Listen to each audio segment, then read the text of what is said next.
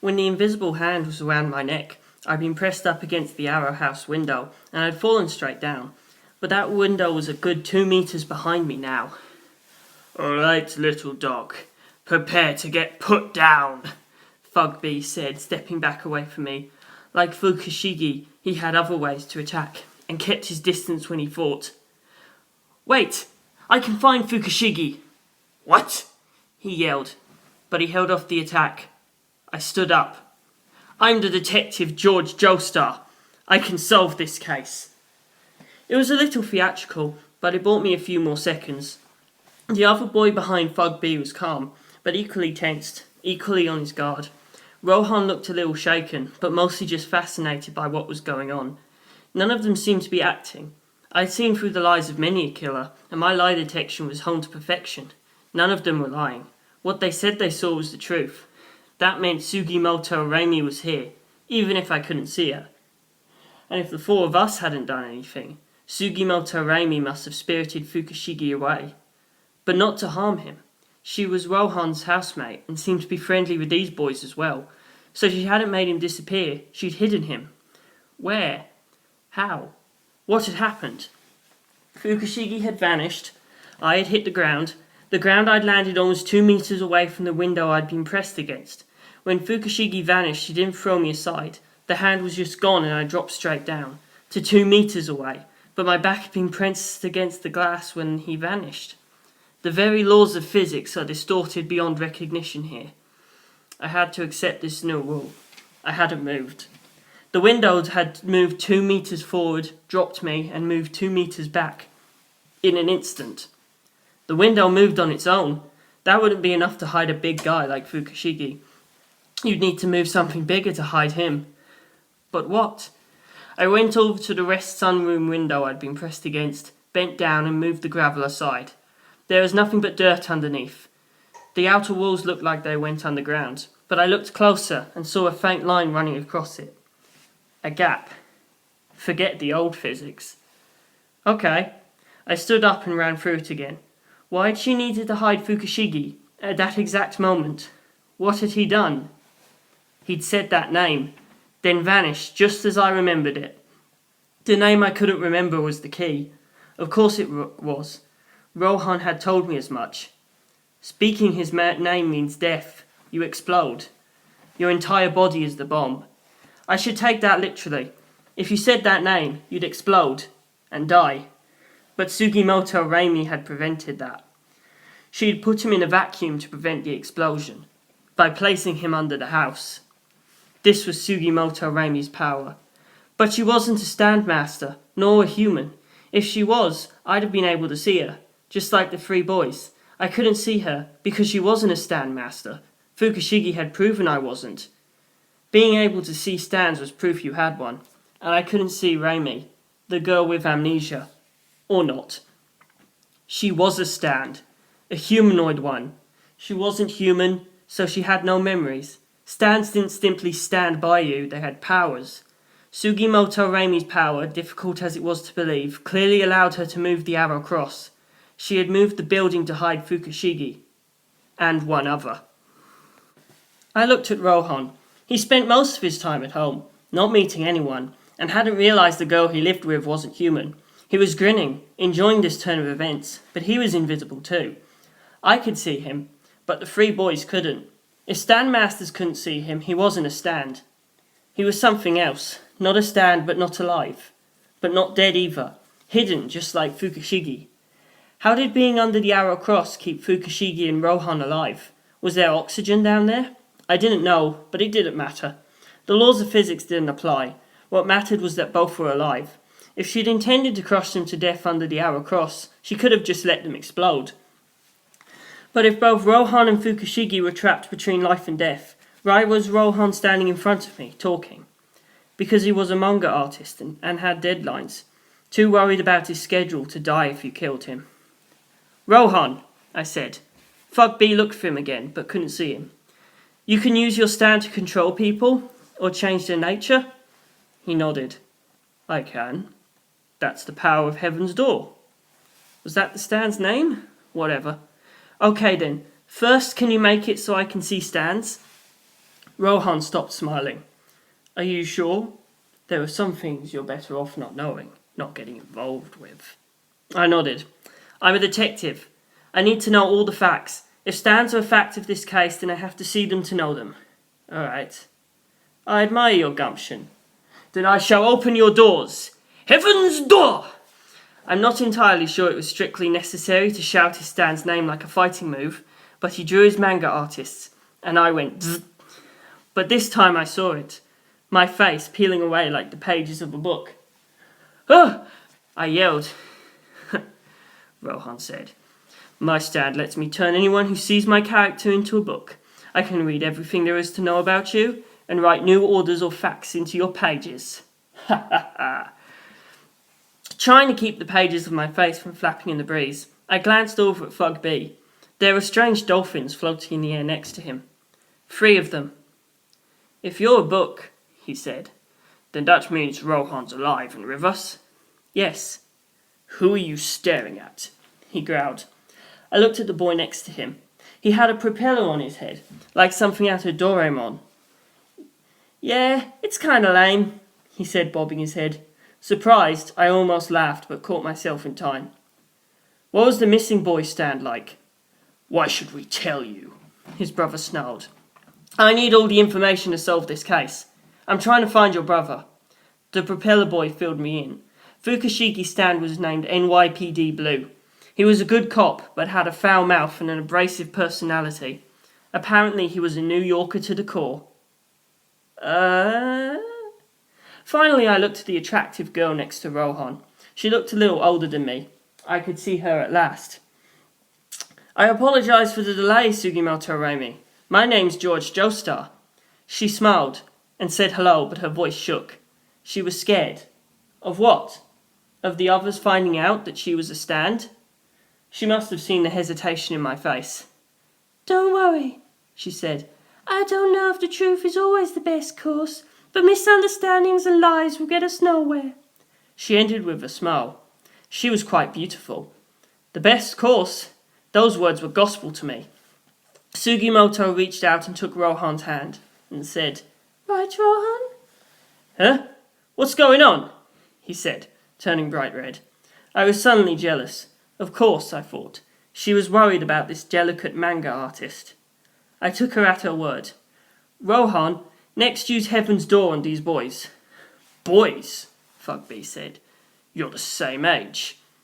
He grumbled. Make it so they can see, not ghosts exactly, but astral projections. Rohan caught my meaning and looked stunned, but the moment Heaven's Door made the change, the 2 boys could see him. Amid their cries of jubilation and surprise, I explained my thinking. Had Sugimoto let me under the Arrow Cross house to check the suspended bodies of Rohan and Fukushiki? Rohan stared at himself wordlessly, and then looked at Sugimoto, who he now knew wasn't human after all. So what happened to all the food and coffee you had? A waste of my supplies, he said, making a show of sulking. Sugimoto just smiled. Sorry, but I wanted to eat with you. Look, I'm not mad about it or anything. They were just flirting. We moved back inside, and I had them explain the basics of stand powers as we did. I had Sugimoto move the building, did an experiment to prove a theory of mine, and was sure that I had solved another mystery. So this explains how the murder display and locked room could be created in 1 minute, Rohan. When you finished working last night, you went to sleep in your own bedroom, the East Sunroom, like you always do. There's no way you could get up from your desk, turn the wrong way and leave through the wrong door. Even if you somehow did, with the furniture in the rest sunroom laid out in a mirror image of your own bedroom, you're much too high-strung to have, if you'll forgive the expression, to have missed it. You went to sleep in the East Sunroom like you always did. But when dawn arrived, the house had been turned 180 degrees, and you were on the west side. The light was odd enough to wake you, and you assumed you must have gone to sleep on the wrong side. You got up to trade rooms with Sugimoto, but before you left, you glanced at the empty north sunroom, which was actually the south sunroom. Since you don't use the south sunroom, it was naturally empty. Rohan, did you happen to look south at all? At the actual north sunroom? No, I didn't. If you had, I'm sure you would have seen the Kintaro display already completed, and it was bright enough that if you'd stopped to look, you would have noticed everything in the room was backwards. Because everything was laid out the way you were used to, you didn't notice in the few seconds that you were there. The only thing out of place was the position of the sun. So you left the east sunroom, which was on the west side, crossed the workroom, woke Sugimoto in the west sunroom, which was on the east side.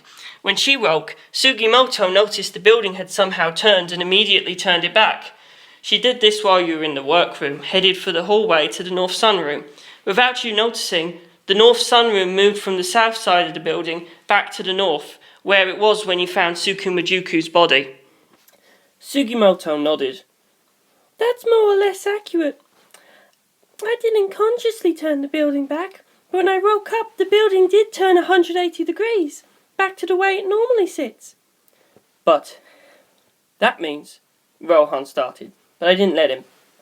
Yes, this only makes sense if the centre of the arrow cross house, the square room you use as a workroom, does not turn with the 4 arrows.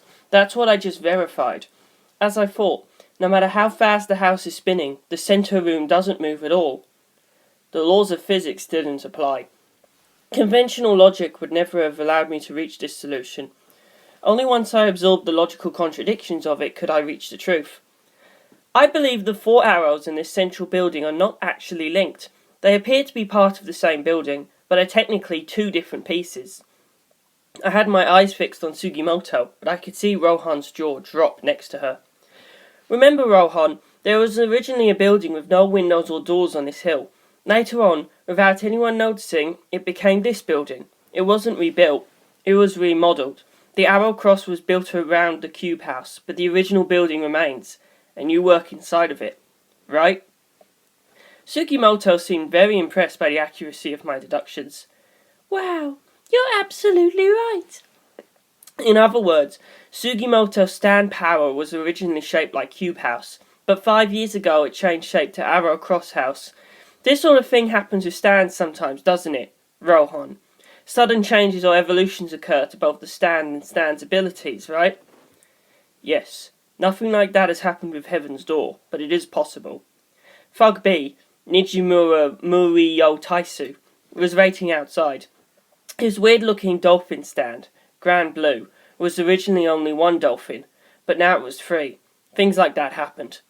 And during the fight with the killer, whose name I was better off not remembering, a similar thing had happened to his stand, Killer Queen.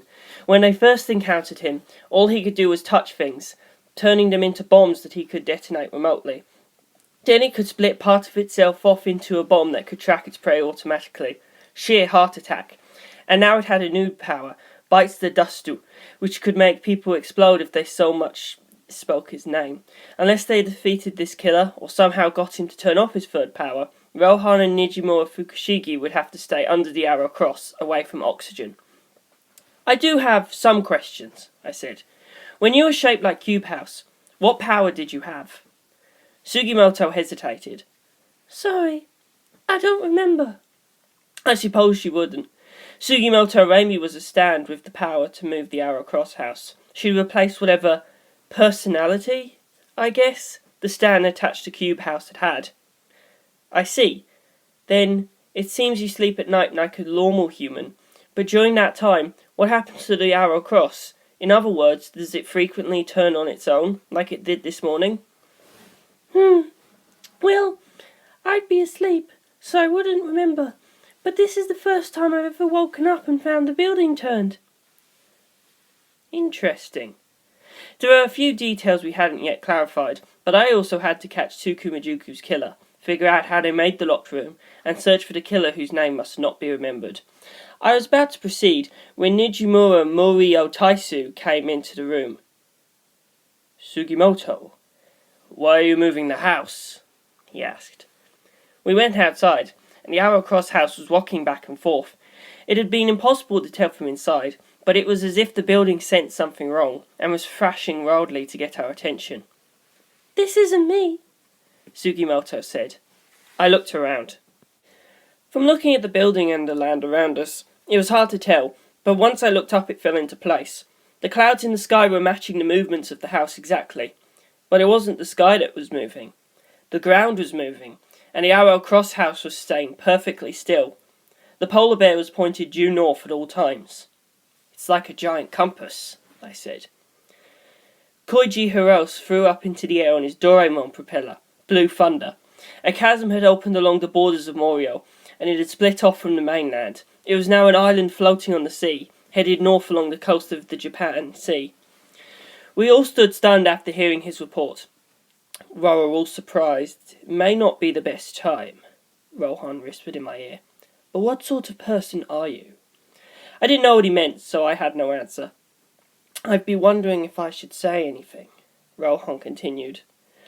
But like Sugimoto said, you're a detective, and you seem to have what it takes. So I'll tell you the truth. When I used Heaven's Door to read your book, all your adventures as a detective in Nishiakatsuki were listed under the heading Forgery. Huh? Behind your left ear, I found a real account. It was very short. Born in 1889 in the Canary Islands off the coast of Spain, became a pilot in the English Air Force and fought in World War I. Murdered in 1920 by an Air Force general. That's all it said. I've never met someone with real and fake books, and the real contents are very strange. England and the Canary Islands don't exist. And 1889? You were born 123 years ago and died 92 years ago. If this is truly your real life, how old are you? End of chapter 4.